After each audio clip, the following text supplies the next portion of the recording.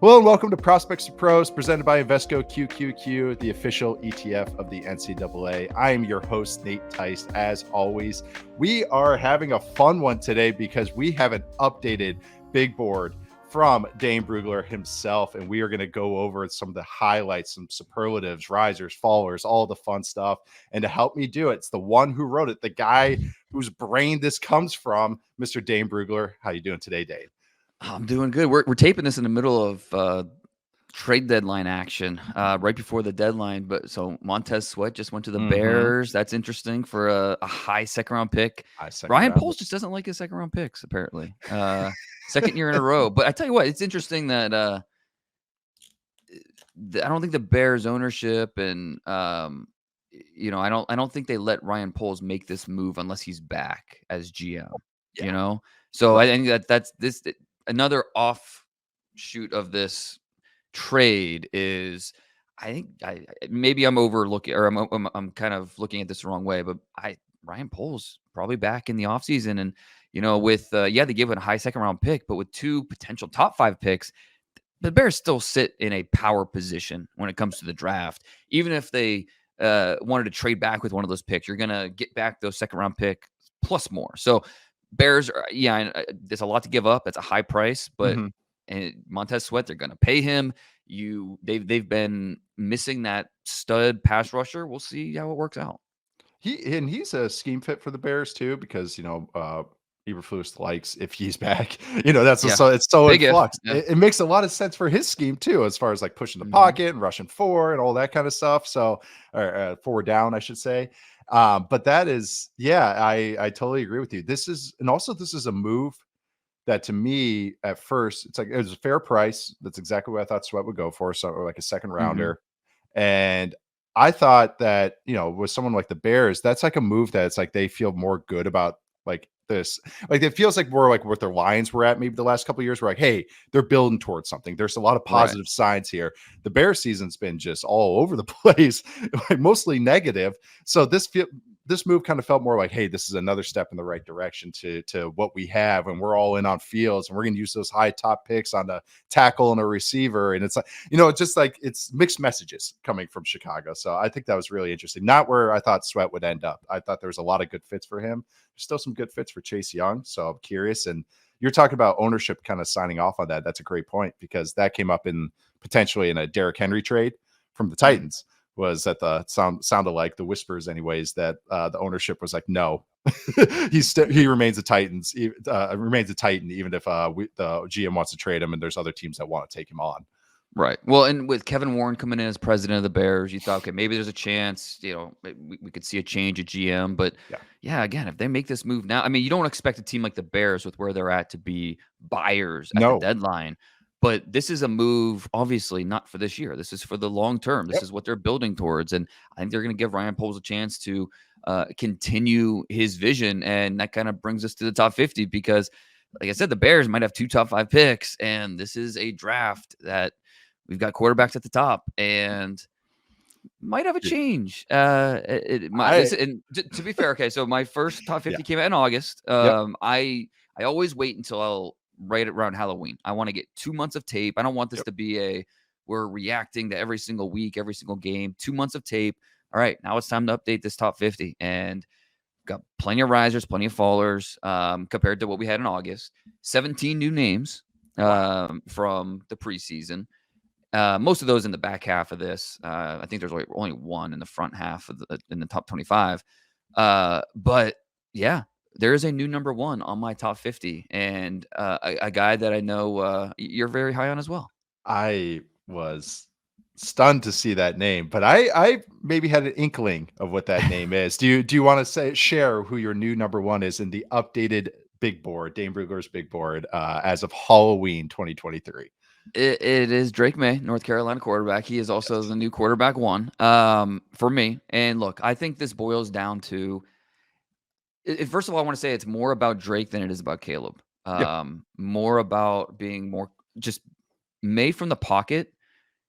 I feel a lot more confident and comfortable with him winning from the pocket than I do with Caleb. And I think Caleb Williams gets beat up too much. And part of that is because of the outsized expectations like we talked about last week.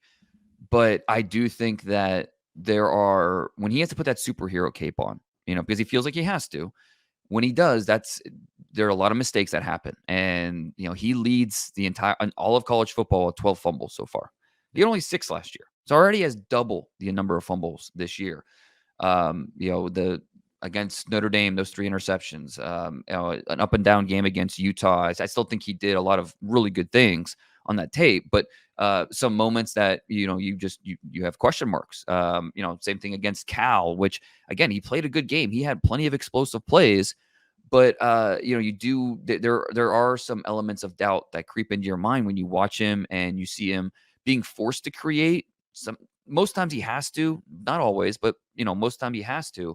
But this is more about Drake Maye. This is more about a guy that I feel comfortable winning from the pocket. I feel comfortable with him as a scrambler. He is the most, out of all these quarterbacks, McCarthy and Shador and Caleb, and all these quarterbacks that I've scouted for this class, he is the most efficient, productive scrambler in the group. He only does it when he needs to, and when he needs to, he usually gets first downs. He is very smart and productive when he does it. And then his arm is it's fantastic. He is one of the best quarterbacks in this class in drop 8 situations. I mean, if you don't blitz him, if you don't get home, he is going to pick you apart because there is not a window too small that he is not afraid to go test. And more times than not, he can win because he has that arm and he's an accurate player. So Drake Maye, I think he's cut from the same cloth as Justin Herbert. There are still a few more reckless decisions than you want to see. This is a young quarterback figuring things out. I will take the aggressive decision making as more of a strength than a weakness. The timing, the fact that he's doing it with, take his top 2 receivers from last year. That's over 180 targets from last year. And Downs is playing well right now as a pro, so it's exactly. It's not like he's a nobody. He's got a new cast of characters this year, and I mean, Tez Walker didn't even play his first game in a North Carolina uniform until October a few weeks ago, and you already see that instant chemistry and that timing. And it's funny that he moves up to number 1 on the heels of back-to-back losses for North Carolina, but when you watch those games, you don't come away thinking, man, Drake Maye is the reason they lost these games. I mean, you're coming away. He has more big-time throws against Virginia and Georgia Tech than he did against some of his, quote-unquote, better games earlier this year that were wins. So, no, I've been so impressed with Drake. And I loved him over the summer. I called it a 1A, 1B situation. Yep. Now, again, it's that comfort level winning from the pocket. I feel a little bit better about Drake. And nothing against Caleb. I still think he's a high-level prospect. Right. If you have a high pick in this draft, I think there's a little more risk involved, but I still think that you can feel comfortable that the attainable upside is something you can get excited about and be optimistic about. But I lean Drake Maye right now with, this is okay. We're turning the calendar to November, still have plenty of ways to go. But where we are right now, I feel better about Drake Maye as quarterback 1 and at the top of this top 50. I mean, you nailed all of it. This is why I've really enjoyed watching Maye. I can't believe how many North Carolina games I've watched this year, and it's just I mean, you hit it on the head. Just bringing up his pass catchers, it's all him. Like it's him creating these throws and him putting the ball on the money. And they have their run game is strong because defenses are just terrified of him whipping the ball. And like you said, you have to be good against drop 8. You have to push the ball, and so he's willing to do it, and that's already good to see.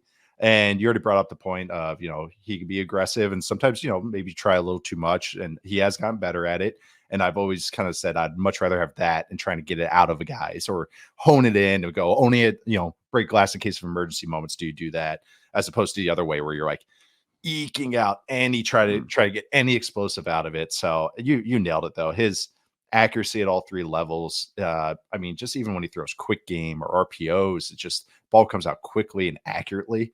And even if just a consistent zip and he can layer throws over the middle, he just does all the things. I mean, I love from quarterback prospects, and he's maybe when this is all said and done for me anyways, like I'm going to have him as one of my highest graded quarterbacks ever. Like I really am not better than Trevor, but up there. And I gave you a lot of credit. I give you credit, my friend. You from the start were Drake Maye quarterback 1. So I give you a ton of credit for that. I appreciate it. But you said 1A, 1B, and that's why I want to get to the Caleb stuff too, is that I finally watched the Utah game. all 22 wise, and the Notre Dame game of all 22 wise, and watching those games. And there's so much where you just don't want to ding Caleb. It's what we talked about last week, whether it's the offense, it's a can't or won't thing. Is it, can you not Mm, do it, or are they just not right. calling? They won't call it. And that's what I don't want to ding him, because then you see the flashes and you see the accuracy and see the zip on that he can put on the ball, throwing off platform. It's like, all right, yeah, there's blemishes. There's more risk to Caleb than people were glossing over at first. Mhm. But it's still a guy that I'm grading as a true lottery pick first round quarterback, like Yep. true top 10 guy. So it's not a dink. So like you said, it's more what May has done, and maybe just Caleb has not approved upon, but it doesn't mean that what Caleb has shown already doesn't mean him that he drops out of the first round. He's, to me, is Right. exactly where you have him, which I believe you have him at number 3 right now, Right. overall. And that's because Marvin Harrison Jr. is That's at it. number 2, which is not, I don't think will change. I wanted to put him at 1, to be honest with you, Ah, but I don't the know. The quarterback quarterback, premium. Yeah. yeah, it's tough. And yeah, but yeah, Caleb, I mean, he's not going to fall that far. And I wouldn't No. even call it a fall necessarily. It's just because honestly, all these top 3 players, been saying it. I'll be shocked if they're not the top 3 players drafted. Yep. With You Caleb, said it. you're like all these rookie quarterbacks, all these first year quarterbacks, no matter what we think of them coming in, you're always kind of nervous. There's always an anxiety with these guys because NFL speed is just different, and It is. the way they adapt to that, how long it takes. I know with Caleb, obviously there's risk involved, but you're going to bet on his talent, Mhm. and I think that because the bar was set so high with him, like, again, the word generational, and he was put up on this pedestal that every little mistake is scrutinized, that I don't think happens with every other quarterback. Exactly. So, I think that a lot of these times when he's holding the ball too long, it's because he has to, because they're getting home with the front four, the Yep. receivers aren't getting open, so I think Receivers are that running it's wrong routes. The right. They're Utah not getting game, depth. first Yeah, half, there's at least 4 or 5 busts, and that's like, right. how am I gonna ding Caleb and get on him if, like, he can't read anything out? 2 guys are running the That's wrong it. route. He can't do, and That's I can it. just tell that, like, because they stopped running. It's like, that's Right. how I can tell. So it's, yeah. I'm sorry. Yeah, And that's it's exactly it. not no, and you're exactly right, and that's what I think people are, that's to say that's an excuse when it's no, that's just the context of playing the Yep. quarterback position. You're dependent on play calling, scheme, Yes. talent around you, Yes. blocking. I mean, it's a very That's why you look dependent at traits. position. Yep. Right. And that's what you're betting on with Caleb. I think it's with the bar set so high, it can be easy for people to call him overrated after a mistake. But let's not lose sight of his tremendous strengths as a Yes. player, Yeah. because that is something that can really differentiate himself. He's Yep. got an above average arm, like you said, natural feel for accuracy. Yep. And then his ability to weaponize his creativity is something that really separates him. Yep. So, yeah, I'm still, Contact again, balance, burst, like he can yeah. get Oh, his away, like balance is uncanny. As a it's runner, as a passer, almost it's strange. Like, it's like, how are yeah, you keeping your, he wobbles like a weeble. Like, he just won't go down. Like, he just gets bumps, and then he right. gets forward and he just gets up, and it's like, whoa, you didn't And he even take doesn't a need to shot like there. reset himself. It's like No. it's just automatic. It just Yeah. Yeah. it is weird. Yeah, Yeah. it's so yeah. I will, if I have the number 1 pick, I am taking Drake May. I But if I have the number 2 pick, I still feel really good about taking a chance on a Caleb Williams because of that talent and Yep. what he can bring to my offense. So yeah, it's That's where I'm at. and I think these are the conversations that teams are going to have between now and April. There's not going to be a clear cut number 1. There's going to be, because these quarterbacks require so much context, that Mhm. it's going to be really fascinating to see this whole thing play out.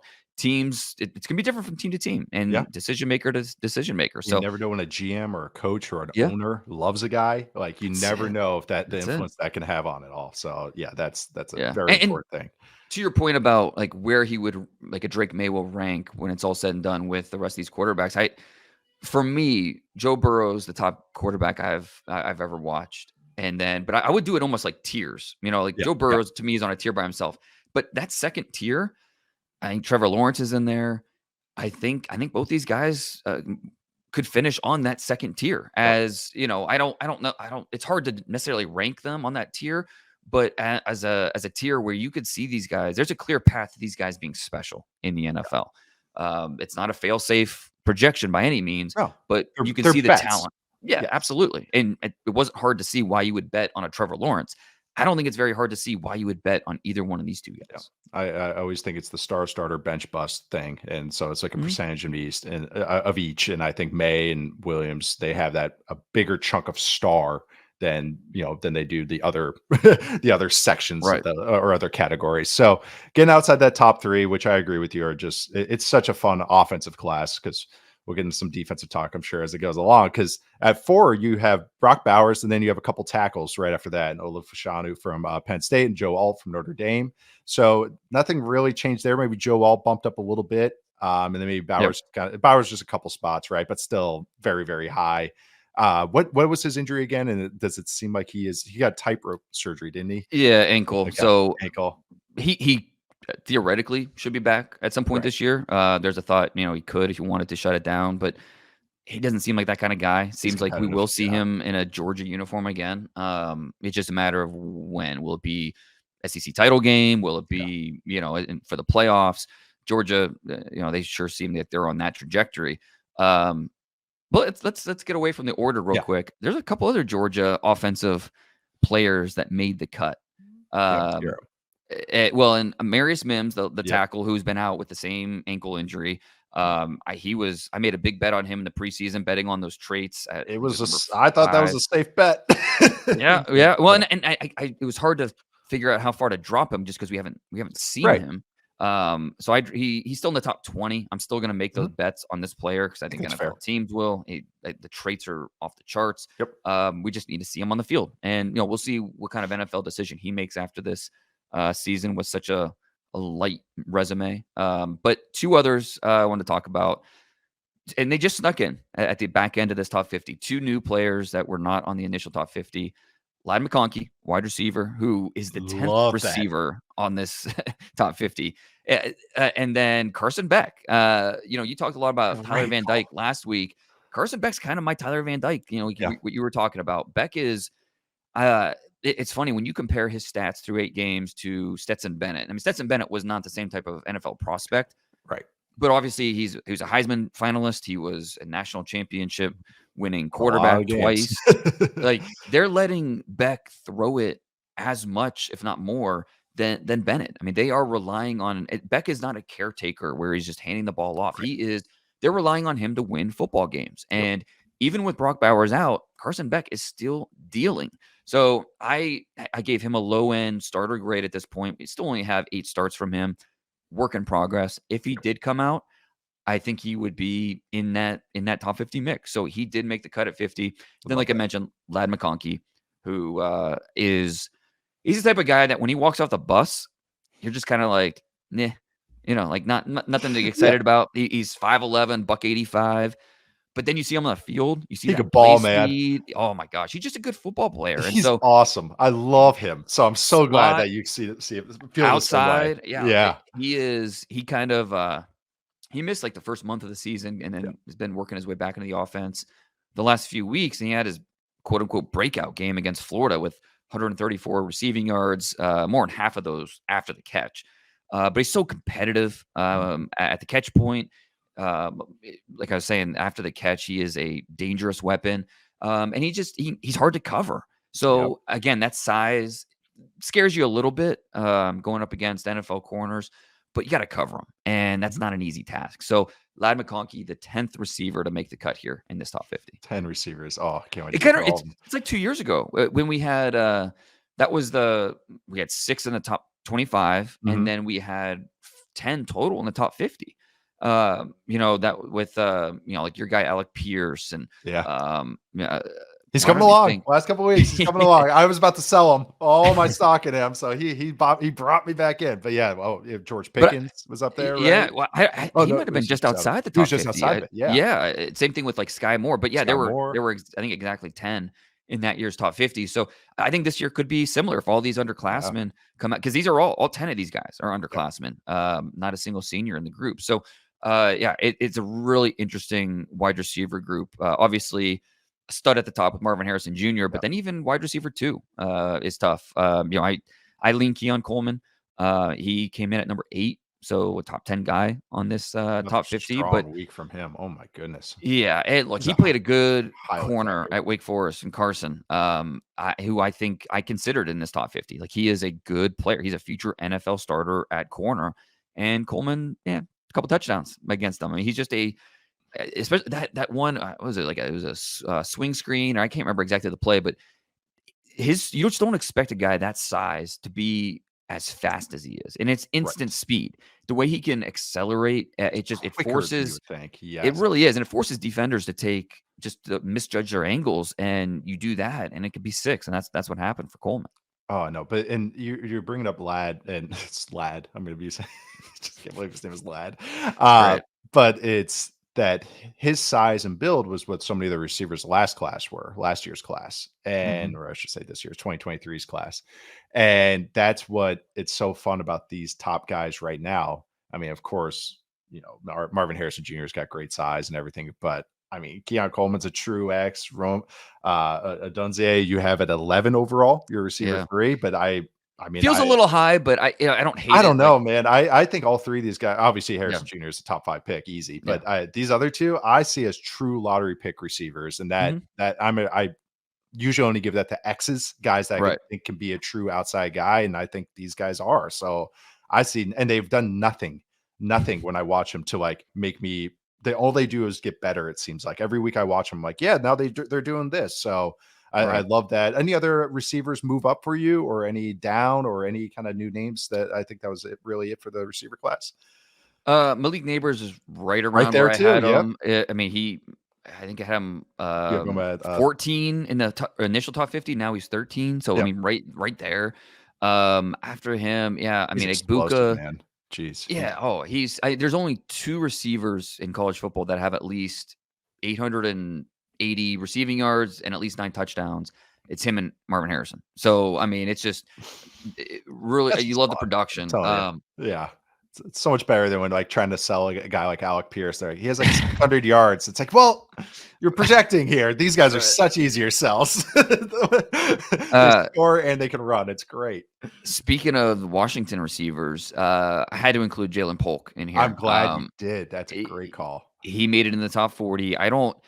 I'm curious what he's gonna run, like just how fast he is, but I think he's fast enough, Mhm. and the way he can win at the catch point, his catch radius is awesome. I really like Jalen Polk. I do too. I think I think that scheme will help these guys, these receivers, but I still feel like they're winning on their own. And they're Both, asking him real routes. That's the thing. It's a yeah, very high powered offense and everything, but it's not just a bunch of bubble. I mean, there are some bubbles, but it's not just bubble, bubble, bubble, slant, slant, slant, bubble, bubble, slant, slant. And they're breaking the tackle and right. scoring. It's like posts and double moves and glances and corners. I'm not sure throw a bunch of jargon out there, but it's just that they're real routes that translate. So I Well, and get that I get what you mean. That you're trying to parse through that, but it right. translates well, I think. Well, and this week, finalizing this, okay, is Polk going to make it or not? I'm watching the Arizona State tape and, the last few games. And by the way, I don't that Washington offense, Washington as a whole has really struggled these last two games. Yeah. Really different team than we saw against Oregon. But it was on the Arizona State tape. It was in I believe, the first quarter. It was just a good example of his route running to get open at the sticks and move the chains. I mean, he was doing it often, so it wasn't just splashy big plays where Mhm. on go routes, things like that. I mean, he is getting open on his own, and he is a really reliable target. So there are what are the reasons not to include a Jalen Polk in your top 40? I don't have them. I love it. So that's why I made it. I know. When we broke those guys down, it was yeah, such a fun group. And Derek Klassen had a fun way to kind of describe Polk. He's like, all right, Vega Dunzier, he's the Diet Coke version of that. And it was like, yep, that's Yeah. perfect. He's like, yeah, like the 80 to 90% version of that, but still that's so how high he is. Good So size, good yep, good side. Does speed, everything right? well, checks every box. It's like, yeah, this guy to me Mhm. looks like a real good number 2 type, which is what he is right now with this offense. So it's awesome. Trying Well, to and look at there are 3 teams, 3 college programs that have 2 receivers, just with noting Ohio that. State. I mean, let's not forget how good Igbuka is, even though we Yep. haven't seen him here, almost a month now. Hopefully, Buckeyes get him back here soon. He's just a fun player to watch. mentioned Washington, and then LSU with Malik Neighbors, and then Brian maybe Thomas. maybe the biggest riser compared to just our thoughts preseason, Brian Thomas. Yeah. Look, I think it's as simple as this: he's big, he's strong, and he can run. Uh, it's not any mystery why he is ranked this high. Do So you have his measurables I or mean, officials? not official, not Okay. verified, but he's listed, 6'4", I believe he's 205, and I think he's gonna run well. He leads the FBS in receiving touchdowns with 11. You don't see many drops on his film. Yeah. I don't think there's a huge gap between what he offers and what Neighbors offers. I think it's a little bit different. It's just what kind of receiver are you looking for? Yep. So, yeah, big Brian Thomas fan, and I think he's put himself into that first round discussion. Another fun offense to watch. And they got a trigger man right now that's just winging it. Credit And Jaden Daniels. That's it. yes, Speaking of Daniels, he did make it too. So he did. You were talking about that he might. So yeah. yeah, I think he's So the he top. is quarterback 5 for you? Yes, quarterback 5. Yeah, I think he's the top senior Okay. quarterback that I've done so I, far. I think he's I put him in the same, him and Beck. I mean, they're both low end starter grades right now. yep. But you know what? They're starter grades, and This so is right where I would have Daniels. So I like yeah, late second, early third. That's the kind of how I graded him. So what you're saying right now makes total sense.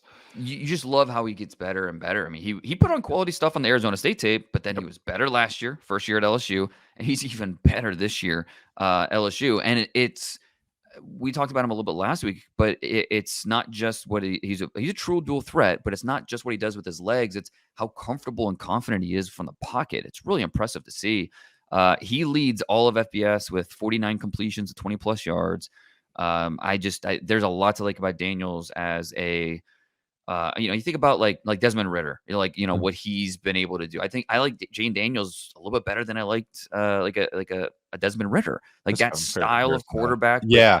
I think I get a little bit more with Daniels, but it's yeah, he's an interesting quarterback to say the least. Yeah, that's that tier of guy where it's like, "Hey, Mhm. I could see this guy starting, and you might get a little more out of him than you think." Like, Right. it's like a spot starter, and then it's like, at worst, you get this high-end backup or a backup that you're comfortable with over the years. So, like, that's I kinda see the same way, with these guys. And then so at quarterback 3, you still have JJ McCarthy, Yeah. from Michigan, and kinda that's about the same spot that you had in August, give or take, or, over yeah. Right. Mid first round Yep. ish range. I mean, up to this point, he's done nothing to really change that That's opinion, what we right? talked about last week. Yeah, I was Right. like, It's "He's it's only kind of the playing well." same. Yeah, he's playing well. I don't know that he's truly been tested, but excited to see what November brings for him because when he have to go to Penn State, you've got Ohio State coming to town. Not to mention all the stuff swirling around that program. How well can he block it out and go out there and make plays? I think it's also worth mentioning that is the run game hasn't been as explosive as maybe we thought it would be. The offensive line has been good, but not great. Mhm. As much as we like their depth, I don't think you look at any of these guys and say, "Oh, this is a top 50 pick." Right. So I think that it's the Michigan offense. With everything going on with the sign stealing and all that, it's a very interesting conversation to have. But until they play Penn State and Ohio State, it's not really worth the conversation worth having. So yeah, he's still kind of in that mid first round spot for me at quarterback 3. Yep, and then the last quarterback in your top 50 is Shadur Sanders from Colorado. He's your quarterback 4, 24 overall. Yep. And yeah, and we had a little conversation about him Right. last week, but anything you want to kind of add or like explain the grade, I guess would be a good way to put it. Yeah, it's with that offensive line. I mean, watching him against Oh UCLA, my it was God, I just felt kind of bad like for him. get the ball out or take a hit. I mean, Yep. it's really hard to live that way. I would love. It's obviously not going to happen with Coach Prime there, but I would love to see him enter the transfer portal and go to like Oregon next year.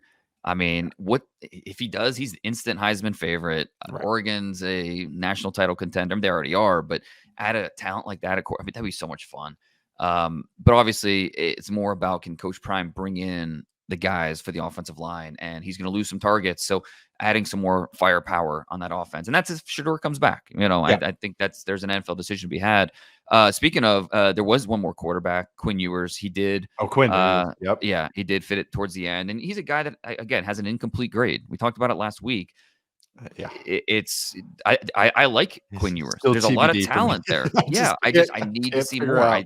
ideally, I would love to see him go back to school. I want to see Yep. him get more experience and just become a more streamlined quarterback. So, it sounds like he's gonna be out this weekend against Kansas State, which is unfortunate. Kansas State's a good team, but hopefully we see him back here in a week or two and a chance to kind of pick up where he left off. Yeah, and then you actually have a Texas receiver. Do you have both of them up here? Nope, just one. What Texas Just one. receiver? Yep, you Yeah. have wide receiver 9, and who would that be of the Texas group, I should say? Yeah, Adida Mitchell. I mean, Yeah. he's tough because you could see how talented he is. I mean, he is 6'4", probably just under 200 pounds, long, flexible athlete. You love how loose he moves, Hmm. but then you also see how loose he is with his technique and his Yep. routes, and it's like, and then his play strength is below average, and he should be more dominant than he is. With he doesn't get as many catches. He had 2 touchdowns against BYU on Saturday, but I still expect him to be more dominant. And I don't know if it's just part of the offense. Maybe I'm dinging him too much, but Mitchell should be a more dominant receiver than what we see on tape. And because of that, I couldn't go higher than I have him here at 42. But you can see the path where he could be a legit NFL starter and playmaker. It's just, I still need to see more from him. I agree. The looseness of the route running. He's a good athlete and good size, good traits, and it's just one of those guys. It's just like you said, maybe just needs reps. Right. It's always this. That always seems to be a spot for that type of guy. That's like this guy looks like he should be a first rounder, but he isn't really playing like one. So Right. Right. early But, third. we, I'm gonna put him right there. in some ways, there's some George Pickens there, like Right, where right, it's right. just you see the talent. Like it's not hard to see the talent, but it's just can he be more consistent? Can he be a detail, what it takes to be an NFL receiver? And not every guy's capable of that, but you see the talent and get you excited. Yeah, it's reminds me of a little bit of like Terrace Marshall a little bit. Yeah, there you go. That's kind of like how I'm viewing them right now. So cap off maybe the rest of the offense. I don't believe there's any running backs in your top No, 50. no. No And running so backs. I've got on Thursday, I've got an article coming out of the 12 or 15 players that I hated leaving off Yeah, of this, and a couple of running backs didn't make it on there. I'll let people read the yeah, article to there you find out go. who they are. But yeah, in the history of the NFL draft, only once has there been a running back or a year where a running back did not go top 50. This could be one of those years. We'll see. There's not a slam dunk top 50 pick in this Mhm. mix. But all it takes is one team to see the talent of one of these guys and have the need and pull the trigger. So yeah, we'll have to see on that one. People keep asking me who I like, and I'm just like, I just keep going. Like, there's a lot of like super role players, and I Right, just kind of right. leave it at that. Good for a committee. Like that's kind of been That's my grab bag answer because it's just like there's like 10 guys I feel like I've tiered the same. So right. I want to really dive into it as a season, and that's gonna be big on testing and everything too. So And a lot of uh, NFL teams that they do a committee. Unless yeah, you have a Nick Chubb or an Eckler, but even those guys they'll get really, spelled. So it's like it's a 60 really, it seems like to be even if you have a dude, it's really mhm, the kinda 65-35 split nowadays, like, that's kinda what right. it is, and so you need a 2, like, it's Mhm. coming back, running game's coming back, and these guys better catch and pass protect because I'm just watching all these NFL offenses and how NFL defenses are challenging right now, and I'll Yeah. tell you what, if they think your running back can't protect, they're gonna bring it Yep. every single snap. And they're going to say, oh, you can't, this guy won't get an explosive. So we can just do this, this, and this. So the Right. running back is becoming important as long as having a couple good ones. And then just the offensive tackle class. You have, Mhm. I already mentioned Alt as OT2. JC Latham from Alabama is in your top 10, offensive tackle 3. I really like him. So I totally get that. I like that 1, 2, 3 as well. And then OT4 was Mims. And then 5, you have Tyler Guyton from Oklahoma. And then you got a couple of Oregon guys, well, different Oregons, or I should say, up there as well. But do you want to just break down maybe some new names or risers in the tackle class? Because it is a really fun class. Yeah, it is, and I think there were, what, 10 total offensive linemen that made the cut, but yeah, tackle one of or just in general, one of the players that has taken the biggest jump this year, is Talise Fuaga, the right tackle at Oregon State, who is one of the best run blockers in the nation, and then Mhm. in pass pro, I mean, he does enough. His hands are so good, they're so stiff, but in a good way, Yeah, really yeah. stiff hands where he's keeping guys at bay. There are times where he forgets his feet. He'll react with his hands, and then his feet are, a millisecond late to catch up. So just needs to stay on the same page. But I think he's moved himself into the top 50 mix where you see, okay, this guy can be a starter for us and make us better. Um, a lot of offensive linemen on this group, Yeah. tackles well represented. So is edge rusher, which we've talked about edge rusher a lot over the last few months as we're missing that dude at the top, but there's a lot of quality Mhm. guys in this group that maybe aren't gonna win you, or they don't necessarily have Pro Bowls in their future, but you really like what they bring to your defensive line. And so one of those risers has been Chris Braswell from Alabama. I mean, you can turn on that Alabama tape to watch Dallas Turner, but good luck doing it without noticing Braswell and what he's doing. Just a really, he's not as slippery as Turner, doesn't have the same type of speed, but he brings more power. His ability to convert that speed to power is really impressive. And just I think every tape I've watched of Braswell, there's some type of splash play where it's a strip sack or making a key stop on third down. I mean, he's been really impressive. So this edge group, I think there's nine Yeah. edge rushers made the cut. So a few new names that maybe didn't make it or weren't really on the radar in the summer, but guys that have really risen here in the first 2 months. Yeah, and Dallas Turner's your still your edge one, or is your edge one now. Yeah, And he is.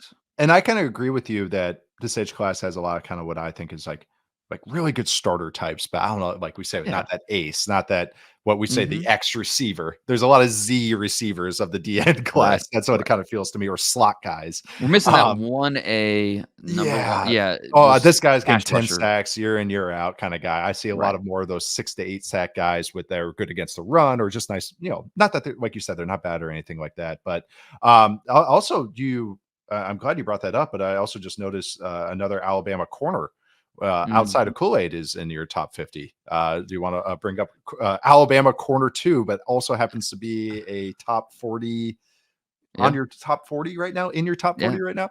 Terry and Arnold, Yeah. who Top needs to 30. be more disciplined, but Yeah. he's a former five-star guy, and you can absolutely tell why. The way he moves, the movement skills of that size, he's one of the most competitive corners, if not the most competitive corner in this draft. So when you have those ingredients, the competitiveness, the athletic traits, and a good-sized player, you're gonna bet on that at some point in the top 50 picks, and just figure, okay, do we trust this guy to continue to learn and develop? And as long as the answer is yes, you're going to make that bet because he has a lot of what NFL teams covet at the position. So Arnold made the cut. Get some There's a quarterback movement, or it's Yeah, kind of a little definitely. shakeup. Is this a new quarterback one for you? I You think had him yeah, in I the think mix so. before, Yeah, but I think yes. this is kinda your first kinda like Kool-Aid permanent. was cornerback one in the Yes. preseason. I mean, I still like Kool-Aid. Oh, yeah. He's still in the top 20 mix. I don't know. Nate This feels more Wiggins. fair for him. You have him 18 Yeah, overall. That as opposed to a top 10 guy, this feels more fair. He feels more like a right. middle first round type. Yeah. I didn't have any corners make the top 12. Yeah. But That's fair. Nate Wiggins, Cooper DeJean, Kool-Aid McKinstry, they're all to me in that I mid first really round like him. range. All 3 All, of these guys I all three, like. yes, yes. I mean, Nate Wiggins, you wish maybe were a little bit bigger, stronger, but he's so sudden and the movement skills. I mean, just watching him against Florida State, he was out for a couple weeks, gave up a touchdown on the Miami tape, but overall, he played a pretty good game. He played well against NC State, even though again that was a loss, and the defense as a whole didn't play great. But Wiggins had a good game. Cooper DeJean's just, I mean, he's a football player. He's so much fun to watch. The punt return against Minnesota Yeah. didn't count, but you know what? It's still on tape. It Yes, happened. it is. That will matter. It did not But cut it's, off. That tape yeah, did not cut exactly. off. Aside from the special teams, yeah, what he offers on defense, I Yeah. think is awesome. So, In modern NFL, he is like yes, a defense coordinator's dream. Like, he's like absolutely. they're gonna love him as a chess piece. Yeah, maybe the best run support defensive back in this entire class, but he's also going to test off the charts and be a guy that you trust outside on an island. Um, Denzel Burke from Ohio State made the top 50 Yes, I after see that. last year was a disaster for him. I Yes. still I put him too high just because he is very volatile. All corners are volatile, but Yeah. especially with his back to the ball, it just doesn't have a great feel for it. But I think he's a good sized player. He's aggressive. He has the athletic testing that you're going to want to see. So he makes the cut here. A Mac corner made the I list as was well. about to ask this. So Yes. yeah, there's a lot of good corners. I think how many total corners made it? 8, I 8. think. Yeah, Kamari Lassiter from Georgia, he made the cut as well. He's one of those guys who's I don't know what he's going to test. If he's going to test like a true, ace, if he's going to be that type of guy. But man, you listen to the Georgia staff talk about him, and they say he's one of the best leaders on the team, one of the best competitors. And you watch his tape, and you see a guy that just doesn't lose very often. So I don't know that he's going to run a 4.3. I don't know that he's going to test necessarily off the charts, but I think he's good enough in those areas. And plus, you add in the rest of it, and he's a guy that might not go top 20, but somewhere in the top 50 picks. I think he makes sense as a number 2 corner for a team. Yeah, yeah, like you said, 8 corners, and a couple of these guys I've watched. I need to watch Arnold, and I Mm. tell you what, I have not watched Toledo's defense this year, so that is a new name Hey, for me. we're taping this on Tuesday, but they play Yeah. tonight. So, Oh, yeah, perfect. That's yeah, right. Yes, hit yes, the DVR after trick or treat. Check it out. Thank Paul Chris' brother used to be the GM or the commissioner of the MAC, and he was the Oh one wow, that pushed for the midweek games to smart like get more man. eyeballs on it. Yeah, so that I remember having conversations about that. Also, keeping it in the DB room, a new safety one, I believe. Yes, safety one from my initial top 50 didn't make the cut. I see that. I was looking for Mr. Kitchens. Yeah, and look, Kitchens, I think he's a good player. Yeah. He's, if you go by the stat sheet, he's having a good year. He's got, I think, 3 picks. He's top 3 on the team in tackles. But I go back to that North Carolina tape. It's the plays that he gives up, not necessarily that he makes, that really bother me. And so Yes. he's an He's NFL player. There's no doubt. But how good of an giving up the athlete is he? players, that's the other thing. I don't think he's Yeah, a tier that's my one. question. Like Yeah. I think he's gonna And when you're a run. gambler and That's you it. aren't you don't have ability to recover, that's a scary world to live in. I can throw on plays where, he takes the wrong angle Uh-huh. and the running back runs away from him. Mhm. Like forget that he misjudged the angle. He can't close the gap once he does make that mistake. And same thing in coverage. If he bites, if he takes a false step, usually it's over. And so I need to trust my safeties. I Right. think he's a good player. I think Yep, there's same. plenty of things to like about him, He's a but day it's 2 guy to me though. That's yeah, yeah, right. yeah, Exactly. I think there's the plays that he has given up that worry me for that NFL transition. So he did not make the cut here on yeah. top 50 2.0. No, but who did? Who did at the Well, safety spot? Because this name is, I believe I've not watched Tyler Nubin, I believe is your safety one from yeah, Minnesota. and he was, let me see, on the first top 50, he was I've not 40. watched it. 40, okay. So yeah, he moved up just a little bit. Yeah. I mean, seeing him in tears after that Iowa game, after they beat Iowa, it tells you how much he wants this. I Yeah. mean, he is a guy the coaches rave about. But he looks like a receiver whenever the ball's in the air. I mean, he is the body control, the ability to make a break and go make a play. It's really impressive. I like Tyler Nubin as this year's top safety. Kalen Bullock, USC safety. I mean, it's kind Mhm. of weird to have a USC defensive player on this top 50 with as bad as that unit has been. Oh, boy. But Bullock is the speed that he brings, the range. It reminds me so much of Trevor Morrig. Uh, Mm, mhm, mhm. Coming out a couple years ago, was a second round pick to the Raiders. I don't know that he's necessarily lived up to being a second round pick, but that stylistically, that type of player where you see the range, you see the ability to affect the game in a lot of different ways. I think he just sneaks in there in the top 50. So yeah, it's not a great safety class. Yeah. I talking about the biggest fallers from the preseason. This defensive tackle class as a whole has been really disappointing. I think in my initial top 50, I had like 6 maybe defensive tackles make it. This update, there's only 2. So I think I had 5 defensive tackles fall out of the top 50, one new name. So it's just a defensive tackle class that I had a lot of hope for that it just has not panned out. So That is an interesting part of this. Is just that defensive tackle class, not maybe defensive tackle, safety. I feel like those two positions get picked on a lot come draft time as positions that maybe aren't at the level of what we want it to be. And this year might be another one of those years. Yeah, that's interesting. And I mean, even continuing the spine, like you only have one linebacker in your top 50, and that's Barrett Carter from Clemson. Yeah. So And even Carter, he's so small, and that just it's tough because I love his range. He can avoid tackles or blocks and make the tackle. But yeah, he's a really good athlete, but he's not going to be for everybody. Can he be a JOK type of linebacker, who's going to outplay what his measurables say and be a playmaker? I think. What are his measurables right now? I think I don't have official because he says he's a true junior, but he's listed at I think 6 foot 230. I mean, but he'll probably be 5'11" and change. Short arms. Terrell Bernard. Yeah, that's a good one out of Baylor.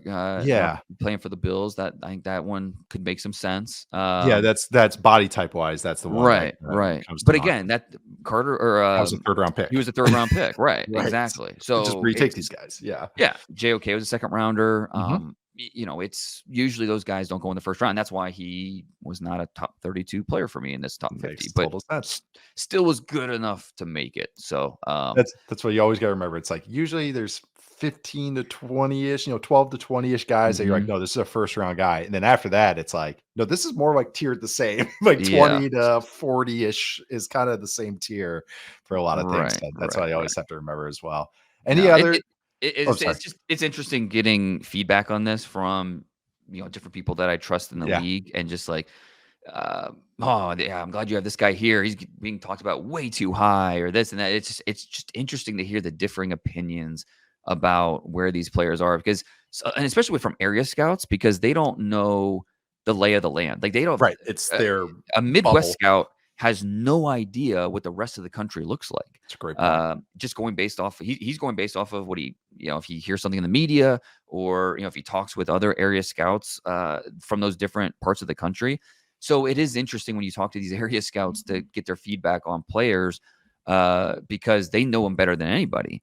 But they also don't know the lay of the land elsewhere to know if a guy is at 20, is that maybe too high or too low. So it's just in their mind when they think of a player, this is where they envisioned them, and compared to, where they might stack compared to these other guys. So it's an interesting exercise getting that type of feedback. That's what's, that used to be one of my favorite meetings, was kind of early April, give or take. And there'd be some like the regional scouts who are on top of the area scouts as far as hierarchy.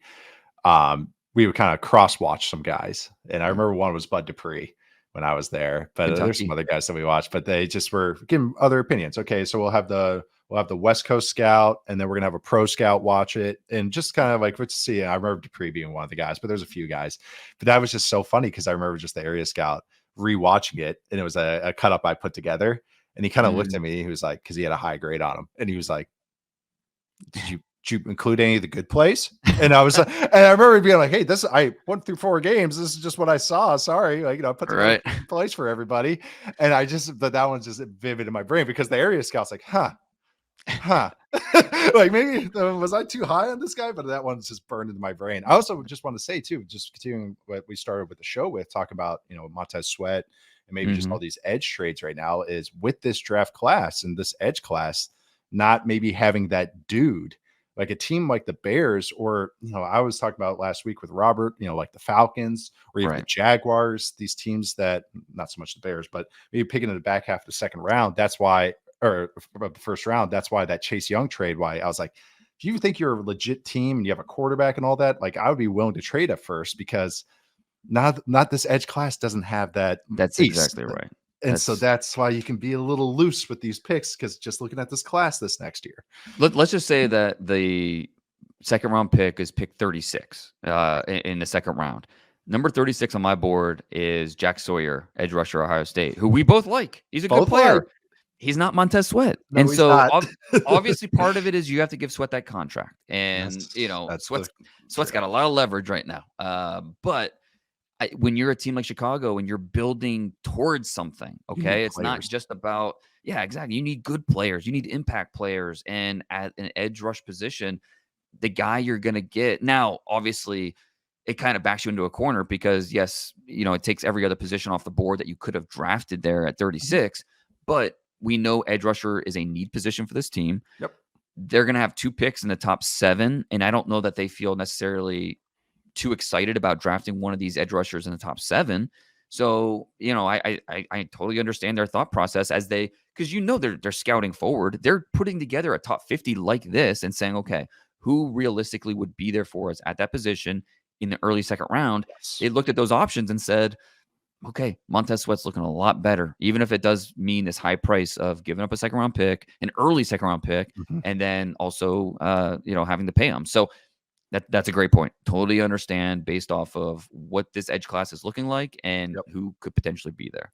Yeah, and it's sometimes when when you need players, and that means you probably didn't draft well, or the previous regime didn't, Mhm. or they missed out, or injuries happen and everything. So it's like usually when you have cap room, that's probably why.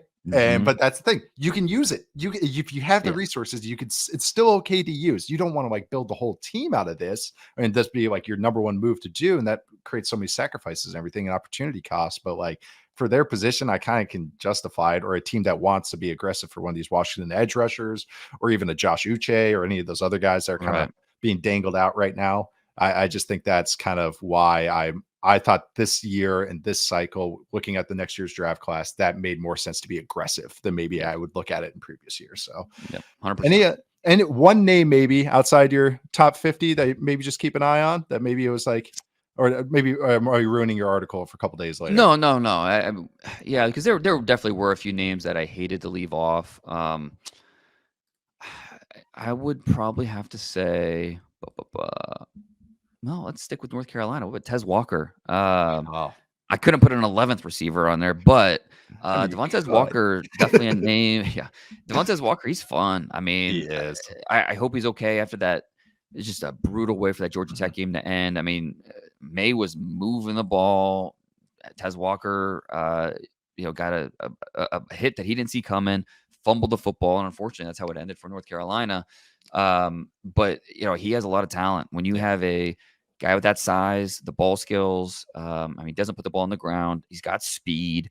So there's a lot to like about him as a potential second round pick, a guy that could, you could foresee developing into a starter for you. Yeah, there's a couple other good receivers. No, that Yeah. fun offense class, which I'm sure people will be It excited about. is, yeah. Fantasy Malachi players. Corley from Western Kentucky. I think Yeah. he's the Debo Samuel comparisons are going to be loud throughout the draft process, and I get it. I totally get it. He's a running back playing wide receiver, and it's a lot of fun to watch him play. No, I love that. No, this Yeah. was great, Dane. Thank you for letting us go pick by pick or choice by choice. Can't wait to I chat. just I couldn't wait to talk with you after I made the move at I number one. I So can't Dane wait. Dane sent me I thought we were going in blind, everybody listening, and then I didn't see our Slack chat, and Dane sent me the list about an hour before we recorded, and so actually it made it more fun because then I saw it about 10 minutes before we recorded, and so it kind of, you guys got to hear my excitement going into this show. That's But it.